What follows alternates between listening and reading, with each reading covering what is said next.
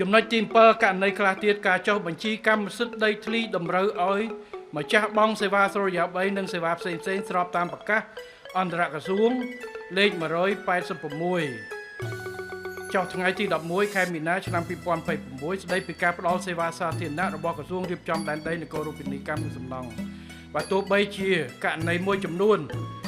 មានឬពុំមានប្រាក់បង់ពន្ធប្រថាប់ត្រាក៏ដោយដែលប្រជាពលរដ្ឋខ្លះពុំមានលទ្ធភាពបង់ជាហេតុនាំឲ្យមានការកកស្ទះឯកសារខ្លះទៀតប្រជាពលរដ្ឋធ្លាប់ដាក់ស្នើសុំពីពេលមុនក្នុងអំឡុងសុពលភាពប្រកាសអន្តរក្រសួងចាស់ដែលតម្លៃសេវាសុរិយោដីនៅមានទាបប៉ុន្តែនីតិវិធីស្នើសុំបានកម្មសិទ្ធិត្រូវអស់បន្លាយរហូតដល់ប្រកាសអន្តរក្រសួងថ្មីដែលមានតម្លៃខ្ពស់ជាងដែលប្រជាពលរដ្ឋពុំមានលទ្ធភាពបង់អញ្ចឹងជាដំណោះស្រាយការស្នើសុំក៏បានឯកភាពជាមួយក្រុមការងារគឺឯកភាពពិនិត្យមើលលទ្ធភាពនៅក្នុងការពន្យាការអនុវត្តកម្រៃសេវាតាមប្រកាសអន្តរក្រសួង186ឬផ្ដល់ការសម្រួលកម្រៃសេវាសុរិយោដីកម្រិតទាបណាមួយដើម្បីប្រជាពលរដ្ឋមានលទ្ធភាពក្នុងការបង់និងអាចបន្តដំណើរការនីតិវិធីក្នុងការទទួលយកបានកម្មសិទ្ធិនេះអញ្ចឹងសូមជូនឯកឧត្តមអគ្គមណ្ឌិតសភាចារពិភាក្សាជាមួយនឹងស្ថាប័នពាក់ព័ន្ធដើម្បីពិនិត្យមើលជំរឿនទាំងពីរនេះអាចជួយសម្រួលទៅណាបើថាព្យួ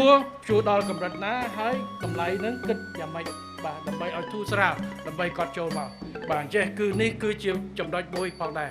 បាទដែលរាជរដ្ឋាភិបាលបានសម្រេចដើម្បីជួយសម្រួលដល់ប្រជាពលរដ្ឋក្នុងការចុះបានរបស់ខ្លួនបាទឆាប់បាទព្រោះបើគាត់អត់មកទេអត់មកយកដកបានទេក៏ពិបាកអញ្ចឹងយើងនៅតែកកផ្ទះនៅទៅធ្វើឲ្យអស់ថាវាស់លំបាកចុះបញ្ជីលំបាកប្រើពេលប្រើកម្លាំងច្រើនលុយទឹកលុយដីបាទឥឡូវយើងមានប្រព័ន្ធ GPS ប្រព័ន្ធ GIS ប្រព័ន្ធអីហ្នឹងអាចជួយយើងកំណត់ព្រំបានច្បាស់លាស់ជាមុនបាទអញ្ចឹងការធានាការចេញបានមានហើយប៉ុន្តែបើបាននេះនៅតែក្នុងកែតុករបស់មន្ទីរសុរិយោដីឬមួយក៏ដោយក្រសួងហើយប្រជាជនអាបានវានៅតែអត់ដដែលអញ្ចឹងកុំឲ្យកកស្ទះយើងទៅធ្វើម៉េចជំរុញអញ្ចឹងយើងសិក្សាទៅទាំងការងាររដ្ឋក៏ត្រូវបង្កើនការចែករំលែកព័ត៌មានការបង្កើនល្បឿនអីផ្សេងនីតិវិធីក្នុងការធ្វើទាំងការលើកលែងលើកទឹកចិត្តប្រជាពលរដ្ឋហើយសូមឲ្យបងប្អូនប្រជាពលរដ្ឋដើម្បីចូលរួមជាពិសេសគឺបញ្ញាប់មកដកបាត់ចំពោះការលើកលែងទាំងប្រមាណខ្ញុំបានប្រកាសហើយបាទសូមកុំឲ្យអានេះជាបញ្ហាបើបងប្អូនគិតថានឹងជាបញ្ហាតែថាកន្លងទៅគិតពុនប្រមាណតំណខ្ញុំអត់ដឹងទេអត់ហ៊ានទៅខ្លាចឥឡូវអត់ទេរហូតដល់ចុងខែ7ទេគឺគិតតែម្ដងទេសុំមកបាទរឿងសំណងរឿងអីសាងសង់ដីទេឥឡូវសំណងអីគិតគូដោះស្រាយបញ្ហានេះគឺជា